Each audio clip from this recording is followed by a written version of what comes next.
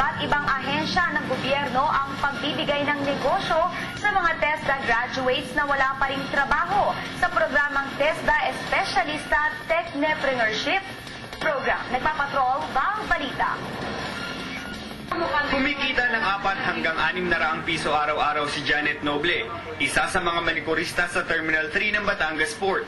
Malaki raw ang naitulong nito sa kanya para maitaguyod ang kanyang pamilya. Malaking tulong, nakakapagpaaral kami ng mga anak ngayon. May mga college na kami. Oo, binabalik-balikan ko. Mga manicurista dito, kagaya ni tita. Lampas na rin sa kota si Belia pero hindi pa rin umuwi. 7 yata, sir. 7. O 7 na 8 ngayon. Kabilang lamang sina Janet at Belia sa maraming manikurista na nakapagtapos sa TESDA training at kaagad na nakakuha ng trabaho.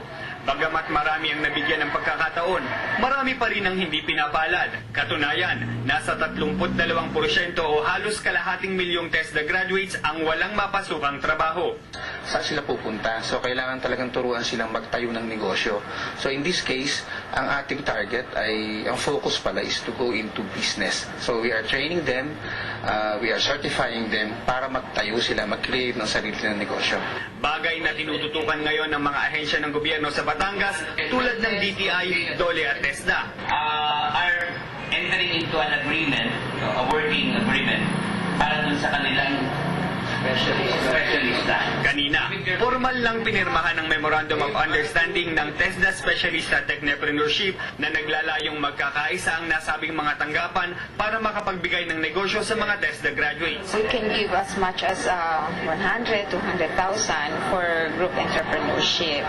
Maaari namang makipag-ugnayan sa pinakamalapit na tanggapan ng mga nasabing ahensya.